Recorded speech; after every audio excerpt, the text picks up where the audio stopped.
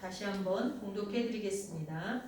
교회는 그의 몸이니 만물 안에서 만물을 충만하게 하시는 이의 충만함이니라. 아멘. 아멘. 예, 오늘 제목은 그리스도의 몸, 교회입니다. 우리 따라해 보겠습니다. 그리스도의 몸, 그리스도의 몸, 교회. 교회. 예. 종교개혁 주일이 다음 주입니다. 저희는 따로 종교개혁 주일을 우리 성도님들에게 말씀드리고 기념하여서 예배를 드린 적이 거의 없는데 종교개혁 주일이 10월 31일인 것은 여러분이 좀 기억하시고 다음 주에는 우리 종교개혁 주일 예배를 드리도록 하겠습니다. 그래서 몇 주에 걸쳐서 교회에 대해서 말씀을 증거하려고 합니다. 참고 문헌으로는 주현정 목사님의 세 번째 제자훈련 섬기는 그리스도인입니다. 혹시라도 여러분이 책을 구입하셔서 읽으면 좋겠습니다. 저희 교회는 그동안 한 3년에 걸쳐서 두 가지의 제자훈련을 성도들과 같이 했는데 그 중에 한 가지가 주현정 목사님의 시리즈로 되어 있는 세 권인데 1권, 2권은 다 마쳤고요. 3권에서 중간 부분 정도에서 쉬고 있다가 저희가 이번 주에 하고 다음 주에 몇 주 정도 할 예정입니다. 우리가 따로 교육을 하고 받을 시간이 없어서 말씀을 전하는 중에 여러분이 성도로서 꼭 알아야 되는 부분이 있다면 교육과 겸하여서 말씀을 선포하고 있음을 알아두시면 좋겠습니다. 여러분 먼저 물어보겠습니다. 교회가 뭘까요? 여러분이 생각하는 교회는 뭡니까? 하나님이 임재하시는 하나님이 계신 이렇게 성도님들한테 10년, 20년, 30년 되신 성도님들한테 교회가 무엇일까요? 라고 물어보면 뭔가 알듯 말듯한데 잡을 듯 하면서 잡혀지지 않는 모래처럼 대답이 뱅뱅 돕니다. 여러분 교회는 한마디로 얘기하면 그리스도의 몸입니다. 아멘. 따라해 봅시다.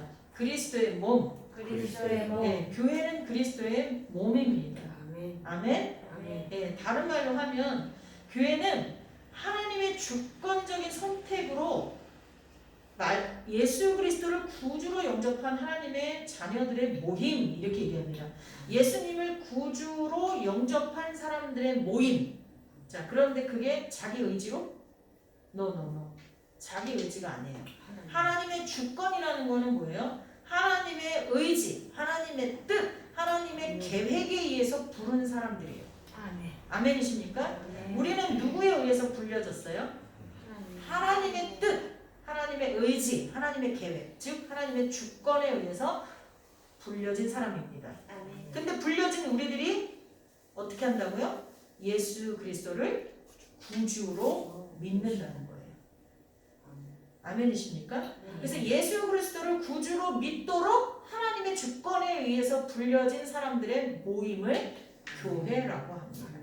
누군가가 여러분에게 교회가 무엇입니까? 하면 여러분은 뭐라고 해야 돼요? 가장 쉬운 대답으로 그리스도의 몸이 몸. 조금 더 어렵게 하면 하나님의 주권에 의해서 불려진 예수 그리스도를 구주라고 하는 사람들의 모임. 이렇게 이야기하시면 되겠습니다. 교회사에서 큰 인물인 어거스틴이라는 분이 이런 고백을 했어요. 교회는 지상에 있는 천국의 지부다. 이렇게 고백을 했습니다. 여러분 24시 편의점이나 패스트푸드점들 아시죠? 거기 보면 체인점들이 많잖아요. 전국에. 근데 그 중에 어느 한 체인점에서 문제가 생기면 그게 다 어디의 문제예요? 본사의 문제가 되는 거예요. 그 어느 한 체인점에서 누구 하나가 알바생이 하나 실수를 해갖고 잘못했어도 그 문제는 다 누구의 문제가 돼요? 본사의 문제가 돼요. 그러니까 이 지상에 있는 천국의 지부인 각 교회들 중에서 한 교회가 잘못을 해도 그건 누구의 잘못으로 사람들이 생각해요? 하나님의 잘못으로 생각한다는 거예요. 어거스틴은 교회와 하나님과의 관계를 정확하게 알고 있었어요. 사실 이 몸, 이 손이 어디 가서 도둑질을 해도 이건 누구의 잘못이에요? 머리의 잘못이잖아요. 근데 교회가 그리스도의 몸이고 머리는 누구예요? 하나님, 예수 그리스도시잖아요. 그러니까 몸이 잘못하면 머리가 잘못 신호를 내린 거잖아요. 그렇죠? 그래서 천국의 지부인 교회가 잘못하면 하나님의 욕먹는다는 것을 여러분 아셔야 돼요. 하나님은 교회를 통해서 하나님의 뜻을 세상에 보이고자 하십니다. 그래서 교회는 세상 사람들로 하여금 천국을 맛볼 수 있는 곳이 되어야 합니다. 아멘이십니까? 네. 예. 그래서 그 시대를 향한 하나님의 뜻을 가장 먼저 받게 되는 것, 하나님의 뜻을 가장 먼저 알게 되는 것이 바로 어딜까요? 교회입니다. 그럼 지금 이 시대를 향한 하나님의 뜻이 뭘까요? 뭘까요? 여러분 어떻게 생각하세요? 이 시대를 향한 하나님의 뜻과 계획을 가장 먼저 알게 되는 것이 교회라고 했어요. 교회를 통해서 이제 세상 사람들은 알게 돼야 돼요. 그럼 지금 이 시대를 향한 하나님의 뜻이 뭘까요? 회개. 예수 그리스도가 오실 때도 제일 먼저 선포된 것이 뭐예요? 회개. 지금 마지막 때가 가까웠으니 회개하라. 여러분 그의 음성을 들으시기 바랍니다. 우리가 먼저 듣고 회개할 때 세상에 우리가 전할 수가 있어요. 우리가 그 음성을 알아듣지 못하면 세상에 가서 그것을 전할 수가 없습니다. 아멘이십니까? 아멘. 교회는 세상의 소망이에요. 교회가 무너지면 세상도 무너집니다. 동시에 사탄이 가장 무너뜨리고 싶어하는 곳도 교회입니다. 왜? 교회만 무너뜨리면 세상에 하나님의 뜻이 전달될 수 없기 때문입니다. 그러면 사탄이 세상의 정복자이며 지배자 행세를 할 수가 있기 때문이죠. 교회가 교회됨을 포기하거나 교회됨을 상실할 때 교회가 사탄의 도구로 전락할 수 있다는 것을 우리는 꼭 명심해야 합니다. 아멘. 교회의 멤버이면서도 교회의 본질과 사명에 무지하면 어느새 사탄의 소나기에 빠져버린 교회의 모습을 가질 수밖에 없습니다. 여러분은 교회의 멤버입니다. 여러분 교회의 본질이 뭘까요? 교회의 사명이 뭘까요? 이걸 가슴에 새기고 행동하지 않으면 교회는 마귀의 손에 빠져버려서 세상에는 더 이상 하나님의 뜻이 전달될 통로가 사라지는 것입니다. 베드로전서 2장 9절에 너희는 택하신 족속이요 왕같은 제사장이요 거룩한 나라요 그의 소유된 백성이니. 오늘 본문의 교회는 그의 몸이니.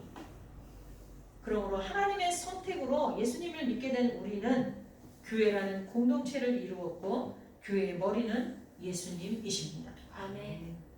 그를 만물 위에 교회의 머리로 삼으셨다고 말씀하십니다. 두세 사람이 모인 곳에 내 이름으로 모인 곳에는 나도 그들 중에 있겠다라고 말씀을 하십니다. 교회의 몸인 우리가 머리 대신 예수님의 뜻을 바로 실천할 수 있기를 예수님의 이름으로 축원합니다. 아멘. 교회의 역사를 잠깐 보면 여러분 기본적으로 알고 계셔야 돼요. 교회의 역사를 보면 최초의 교회가 언제부터일까요? 예수님 오셨. 아니에요. 최초의 교회는 창세기부터입니다. 창세기에 보면 아담과 하하가 가인과 아벨을 낳는데 큰아들이 아벨을 어떻게 해요? 둘째 아들을 죽여버리죠.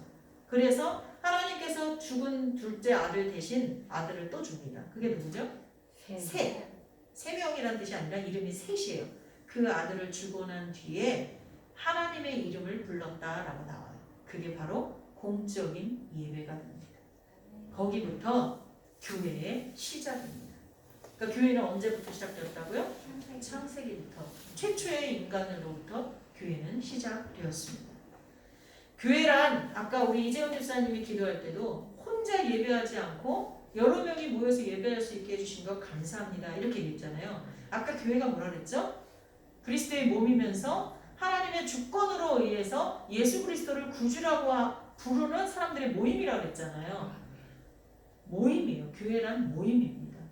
혼자가 아닙니다. 혼자 예배드리고 있으면 교회라고 볼 수가 없어요. 물론 우리 몸을 하나님이 거하시는 성전이라고 말했죠. 그러나 교회는 모임이에요. 그래서 두 번째 교회는 출애굽한 뒤에 광야에서 모여지는 모임. 이거를 이 구약에서는 주로 여호와의 총회 또는 회중이라고 이렇게 부르고 있거든요. 구약에 보면. 근데 이거를 히브리어 원어로 카할이라고 합니다. 이거는 불러 모으다 소집하다라는 뜻이에요. 거기에는 사실 그 광야에서는 이스라엘 사람만 있었던 게 아니라 같이 탈출했던 수많은 잡족들이 있었어요. 그들이 다 어떻게 해요? 광야 교회로 다 모여서 하나님을 예배하게 되죠. 이게 이스라엘 역사 속에 나타나는 교회입니다. 그리고 하나님께서는 이러한 이스라엘 백성들이 카할, 즉 소집하다, 모이다, 그러니까 여호와의 총회로 구별된 거룩한 공동체가 되기를 하나님은 원하셨어요. 하나님의 이러한 심정, 이스라엘 백성을 향한 이러한 심정이 잘 나타나 있는 것이 이사야 43장 1절인데 야곱아 너를 창조하신 여호와께서 지금 말씀하시느니라. 이스라엘아 너를 지으신 이가 말씀하시느니라. 너는 두려워하지 말라. 내가 너를 구속하였고 내가 너를 지명하여 불렀나니 너는 내 것이라. 하나님이 거룩하니 너희도 거룩할지어다. 이 교회는 거룩한 집단이 되기를, 거룩한 집단으로서 하나님과 함께하는, 하나님을 예배하는 집단이 되기를 하나님께서 소원하고 계시다는 것입니다. 그런데 어떻게 했어요? 이스라엘 백성들은 하나님의 소원, 하나님의 심정을 무시했죠. 그래서 결국은 타락하게 되죠. 자기들이 가나안 땅으로 들어가서 가나안 땅에 먼저 정착해 살던 사람들이 섬기던 많은 우상들을 섬기게 되고 도덕적으로 문란하고 타락하게 되고 그리고 제사와 절기, 하나님이 지키라고 하는 절기들을 싹 다 무시하게 되죠. 그래서 결국은 멸망하게 되고 이제 중간기, 하나님이 나타나시지 않는 그 중간기를 거쳐서 신약시대, 예수 그리스도께서 오시는 신약시대가 됩니다. 이때가 바로 신약교회입니다. 우리 집사님이 말씀하시려고 했던 예수님이 오신 후부터 이렇게 말씀하시려고 했던 신약교회가 시작됩니다. 이 신약교회의 시작은 예수님이 계셨을 때가 아니라 예수님이 부활 승천하시고 예루살렘을 떠나지 말고 하나님이 보내시는 성령을 기다리라고 했죠. 성령의 임재, 마가의 다락방에 성령이 임재한 오순절 성령 사건으로부터 교회가 시작됩니다. 신약교회가. 예수님께서 약속하신 대로 예수님께서 뭐라 그랬냐면 사도와 함께 모이사 그들이 분부하여 이르시되 예루살렘을 떠나지 말고 내게서 들은 바 아버지께서 약속하신 것을 기다리라. 요한은 물로 세례를 베풀었으나 너희는 몇 날이 못되어 성령으로 세례를 받으리라 하셨는데 정말 예수님이 약속한 대로 오순절날 성령이 임합니다. 그리고 초자연적인 강력한 성령님의 임재를 제자들이 경험하게 됩니다. 그때부터 어떻게 되죠? 예수님이 십자가에 죽으실 때 다 도망갔던 그런 제자들이 자기의 목숨을 내놓고 복음을 증거하는 그런 제자들로 바뀌게 됩니다. 우리도 정말 세상에 나가서 교회의 사명을 잘 감당하려면 성령을 받아야 돼요. 아멘. 성령을 체험해야 돼요. 아멘. 그래야 정말 그리스도인이 되는 것입니다. 아멘이십니까? 아멘. 오순절 사건을 계기로 사도들과 그들을 따르던 무리들은 예수님이 부활하신 날에 정기적으로 모이게 됐어요. 정기적으로 모이게 돼서 그날을 뭐라 그랬어요? 주의 날, Lord's Day. 주의 날이라고 불렀어요. 주님의 날이다. 주님이 부활하신 날이다. 이렇게 주의 날이라고 부르다가 그게 오늘날 뭘로 된 거죠? 주일. 네, 주일이 된 거예요. 그래서 신약교회 이후로 안식일을 주일로. 그러니까 안식일이 토요일이었었잖아요. 근데 예수님이 없는 날, 무덤에 계신 날을 우리가 예배하기에는 아니다.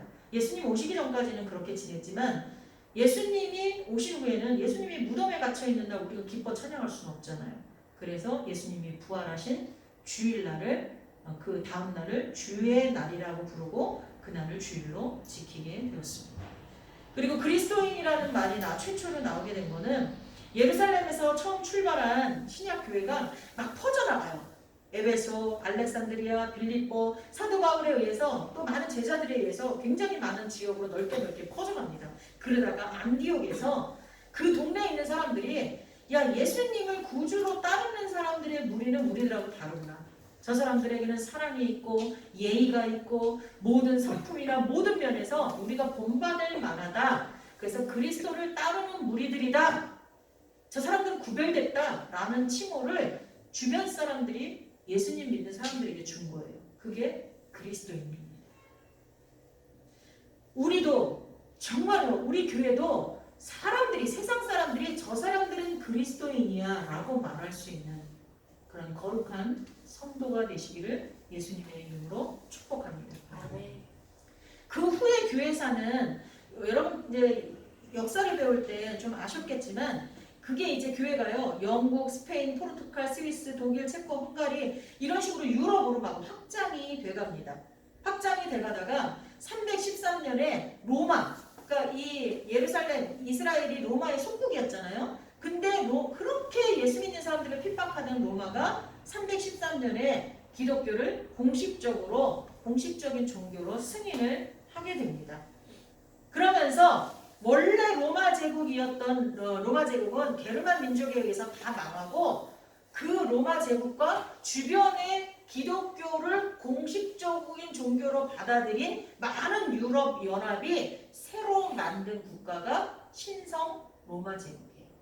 그러니까 원래 로마 제국과 구별을 하는 거예요. 우리는 신성한 로마 제국이다. 그러니까 예수 그리스도를 구주로 영접한 그런 신성한 로마 제국이다. 이런 뜻에서 신성 로마 제국으로 만듭니다. 그때는 기독교가, 그때는 지금 우리 개신교가 아니라 카톨릭이었죠. 카톨릭이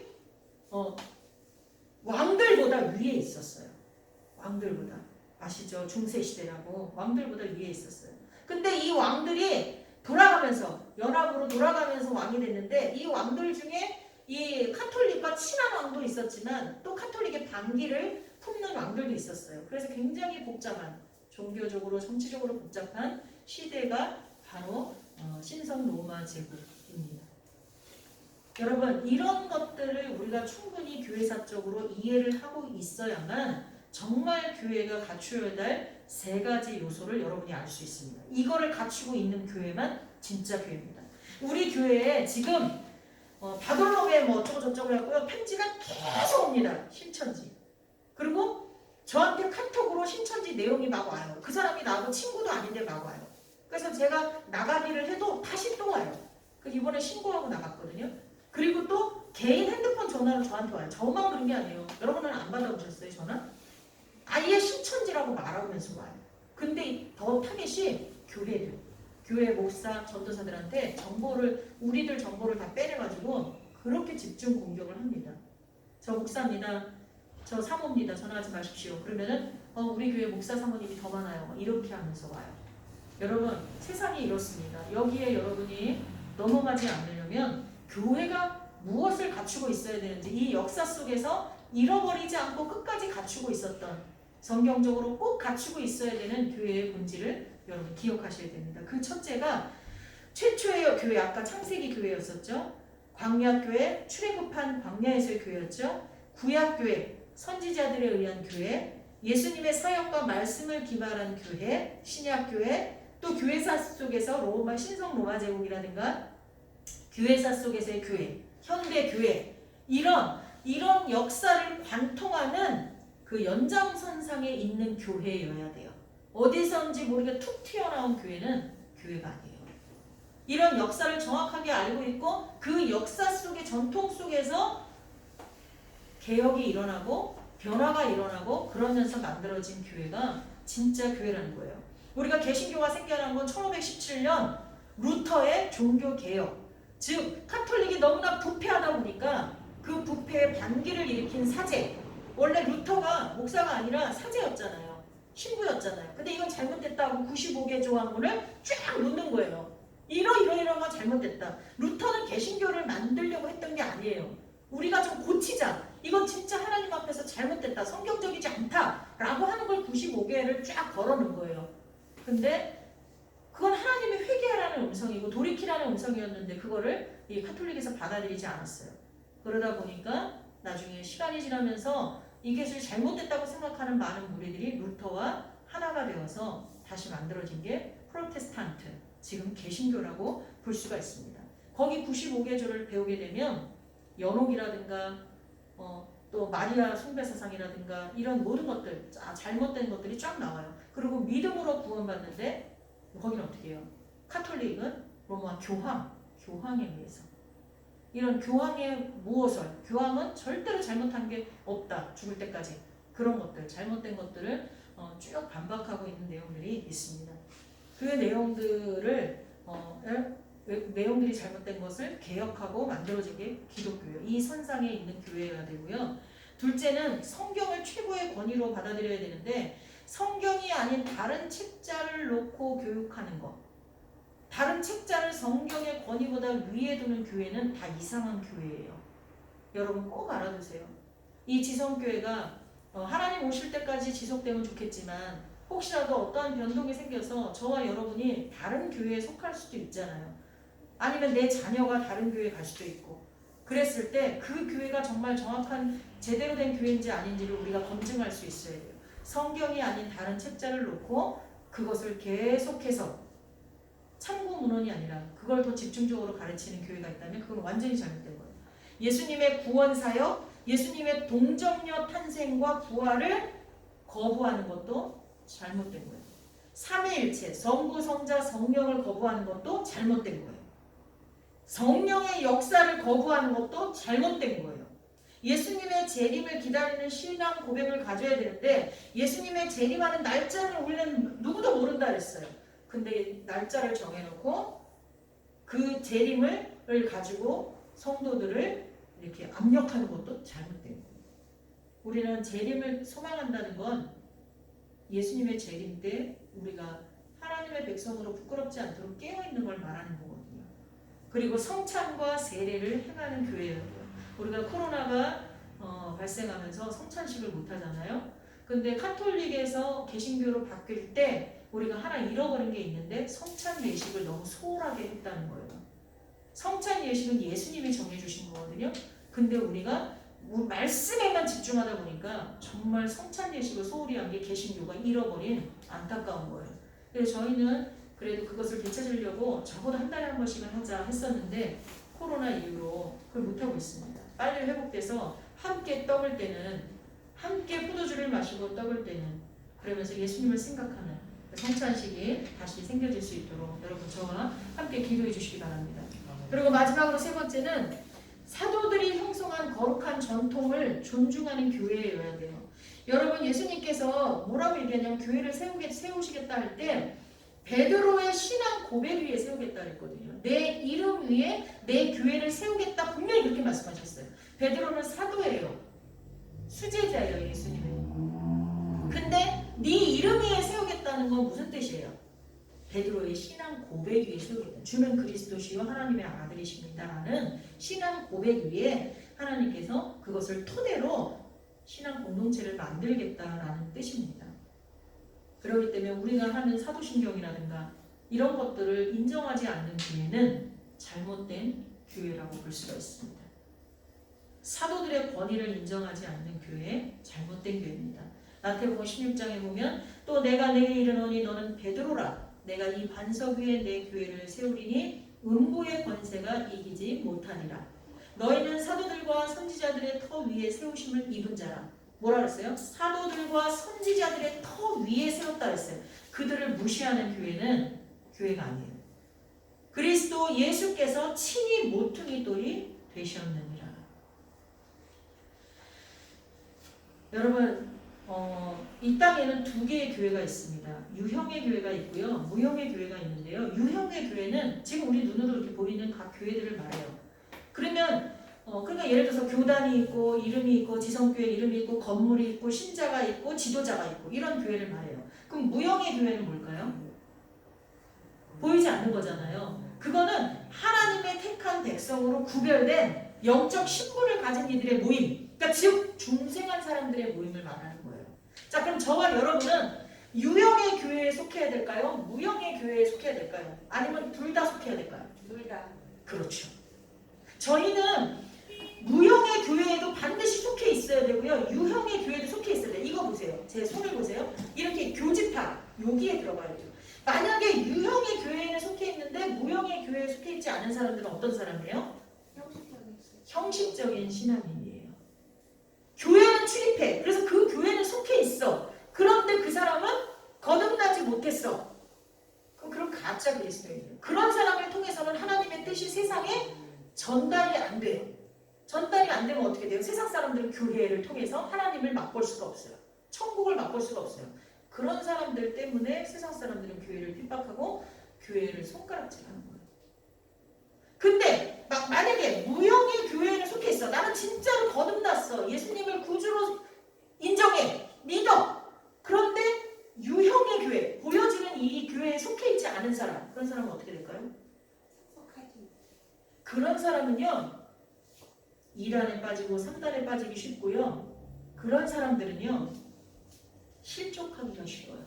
왜냐? 예수님은요, 교회를 몸이라고 했거든요. 근데 여러분 생각해보세요. 이 팔이 하나 잘렸어. 이 팔이 생각하기를 나는 이 다른 몸들과 섞일 수가 없어. 너무나 위대해.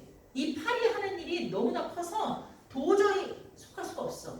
그래서 이 팔이 여기서 떨어져 나가.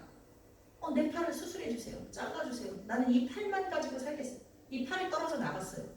그러면 떨어져 나가면 이 몸에 붙어있지 않는 팔은 아무리 끝내주는 피아노를 잘 치는 사람들은 이 팔에 보험도 들고 다리가 이쁜 사람은 다리 보험도 들잖아요. 아무리 그렇게 났어도 몸에서 떨어져 나간 지체는 죽습니다. 가지, 나무에서 떨어져 나가는 가지는 죽습니다. 안 그렇습니까? 그것처럼 무형의 교회만, 요즘에는요, 특히 코로나 시대에는 무형의 교회만 속해 있고 유형의 교회에 속하지 않으려고 하는 성도가 더 많아졌어요. 이미 그런 전조가 있었거든요. 나는 동영상으로 예배드리고 그 전에 이미 대형 교회들에서는 코로나 있기 전부터 동영상을 송출했잖아요. 그래서 그걸 통해 예배드리고 계좌로 헌금은 송금하고 얼마나 편한지 몰라. 그리고 이 사람 입장에서 보니까 유형의 교회 다니는 사람들은 서로 싸우고 말도 많고 탈도 많고 저런 사람들 때문에 제대로 하나님의 뜻이 세상에 전달되지가 않아 하고 생각했거든요. 11조도 교회에 드렸더니 교회가 그 11조 가지고 건물만 짓고 목사만 호의호식하는 것 같고 맨날 비리만 일어나. 나는 그런 교회 싫어.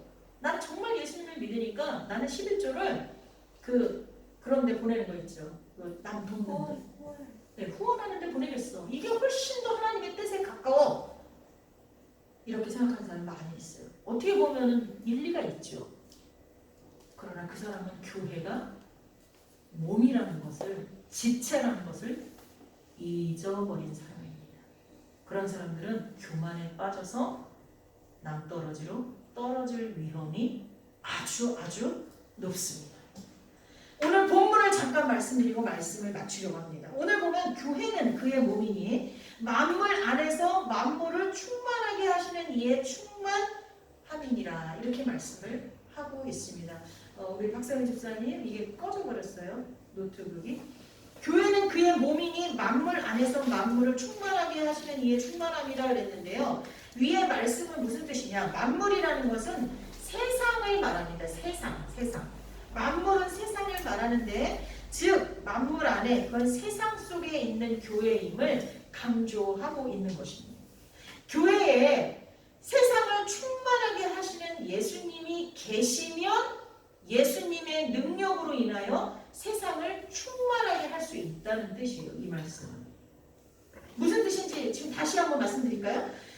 세상 속에 있는 교회, 즉 만물 안에서, 교회는 그의 몸이니 만물 안에서, 그거는 세상 속에서 세상을 충만하게 하시는 예수 그리스도가 계시다면 예수님의 능력으로 세상을 충만하게 할 수 있다는 거예요. 자, 그러면 오늘날 교회가 사람들로부터 인정을 못 받아요. 예수님을 핍박하고 미워해서 예수님의 적이라서 교회를 막 이렇게 핍박하는 거면 그래도 이유가 돼요. 예수님도 이 땅에 오셔서 미움을 받으셨잖아요. 십자가에 돌아가셨잖아요. 근데 오늘날 교회는 그것 때문이 아니라 사람들이 예수님은 두려워하고 예수님은 경외하지만 예수님을 믿는 사람들이 꼴리기 싫다고 말하는 사람이 훨씬 더 많다는 거예요. 즉 교회 안에 예수님이 없는 교회가 너무 많아요. 세상을 변화시키는 능력은 예수님으로 충만할 때 가능하거든요. 교회 안에 예수님으로 충만해야 세상에 막강한 영향력을 행사할 수가 있는데, 여러분 이거 아세요? 고무풍선에 헬륨가스를 넣어요. 그래갖고 장난을 하죠. 그 헬륨가스를 입에다 조금 이렇게 마시면 우리가 뭐라고 말해요? 한척하세요? 그러세요? 목소리 이상하게 나오잖아요. 근데 그 고무풍선에 입으로 바람을 붓고 풍선을 띄우면 풍선이 어디까지 올라가요? 많이 못 올라가요. 조금 올라가다가 뻥 터지거나 더 이상 올라가지 못하거든요. 근데 헬륨가스를 넣으면 어때요? 좀 더 많이 올라가요. 좀 더 많이 올라가요. 여러분 풍선 자체가 하늘로 올라갈 수 있는 능력이 있나요? 없어요. 풍선이 하늘로 올라가는 건 왜예요? 왜 그렇게 올라가요? 풍선 안에 들어있는 공기나 헬륨가스 때문에 풍선이 올라가는 거예요. 여러분 풍선이 우리라면 풍선 안에 있는 헬륨가스나 공기는 누구일까요? 예수 그리스도이십니다. 우리는 질그릇이에요. 흙으로 만들어진 질그릇이에요. 근데 우리가 보배가 되는 순간은 언제예요? 우리 안에 보물이신 예수 그리스도를 품을 때, 예수 그리스도를 담을 때 질그릇 같은 우리도 보석이 되는 거죠. 아멘이십니까? 네. 여기서 우리는 교회의 위상을 알 수가 있습니다. 교회의 위상, 세상에서 차지하는 교회의 위치, 교회의 격, 이게 뭘로 결정되는 거예요? 우리 안에 예수님을 품고 있느냐, 교회에 예수님으로 충만하냐 안 하냐에 따라서 교회의 위상이 바뀐다는 것을 깨달으시기 바랍니다. 아멘. 교회와 예수님의 관계는 꼭 기억하십시오. 교회가 머리입니다. 아니, 예수님이 머리이십니다. 아멘. 교회는 예수님의 몸입니다. 아멘. 예수님의 지시에 반드시 따라야 됩니다. 아멘. 그럼 여러분 이 세상과 예수님의 관계는 어떻습니까? 여러분 에베소서 1장 22절에 만물을 세상을 그의 발 아래 복종하게 하시고 예수님의 발 아래 복종하게 하시고 그를 예수님을 만물 위에 세상 위에 교회의 머리로 삼으셨느니라. 이건 무슨 말이에요? 세상은 예수님의 발 아래 있다는 거예요. 아멘. 그러면 결국 교회와 세상의 관계는 어떨까요? 교회는 세상 위에서 세상을 통치하시는 예수님의 몸인 이유로 탁월한 위치에 있다는 거예요. 아멘. 우리가 세상 사람들 위에 있을 수 있는 거는 내가 그들보다 잘나서가 아니라 세상을 지배하시는 예수 그리스도 안에 있기 때문에. 아멘. 아멘이십니까? 아멘. 그래서 교회는 예수님으로 가득할 때만 교회의 역할을 감당할 수 있어요. 아멘. 예수님이 빠지면 그러면 어떻게 되는 거예요? 더 이상 교회는 교회의 역할을 할 수가 없습니다. 예수님이 빠진 교회는 추락하고 쪼그라들고 길가에 밟혀지는 버려진 소금과 같은 존재가 될 수밖에 없다는 것입니다. 우리 교회가 지금 이 지역사회에서 어떤 역할을 하고 있습니까? 우리 교회가 각 가정에 돌아가서 자기 가족들에게, 자기 친척들에게, 자기 친구들에게 어떤 역할을 하고 있는지 여러분 꼭 생각해 보시기를 바랍니다. 그래서 정말 내가 예수 그리스도로 충만한가? 우리 교회가 정말 예수 그리스도로 충만한가? 그래서 내가 교회의 그 위치에 맞는 삶을 살고 있는가? 여러분 기억할 수 있기를 바랍니다. 교회와 세상은 뗄래야 뗄 수 없는 관계에 있습니다. 어떤 사람은 교회가 정치에는 관여하면 안 된다, 정치하고 상관없다 하지만 교회가 세상의 문제들에 대해서 무지하거나 무관심한 것은 교회의 기능 수행에 적합하지가 않습니다. 우리는 알아야 돼요. 세상적인 세상의 어떤 많은 뉴스들과 이슈들과 어려움과 고통과 이 모든 것을 다 알아야 돼요. 그리고 세상을 대신해서 우리가 어떻게 해야 돼요? 하나님께 기도해야 돼요. 그리고 하나님의 뜻과 복음을 저들에게 전해야 될 줄 믿습니다. 아멘. 이것이 교회의 역할이고 교회의 삶입니다. 기도하겠습니다. 사랑의 하나님 감사합니다. 교회가 지상에 있는 천국의 지부임을 잊지 않게 하여 주옵소서. 아멘. 우리 한 사람이 잘못하면, 우리 교회가 잘못하면 하나님이 욕먹는다는 걸 알게 해 주옵소서. 아멘. 또한 교회 안에 예수 그리스도로 충만하지 않으면 교회의 역할을 감당할 수 없음을 알게 하여 주옵소서. 아멘. 예수 그리스도가 세상을 통치하시기 때문에 예수 그리스도의 몸인 우리들도 세상을 변화시키는, 세상을 향하여 주의 뜻을 전하는 그런 사람이 되어야 됨을 기억하게 하여 주옵소서. 아멘. 예수님의 이름으로 기도합니다. 아멘. 아멘.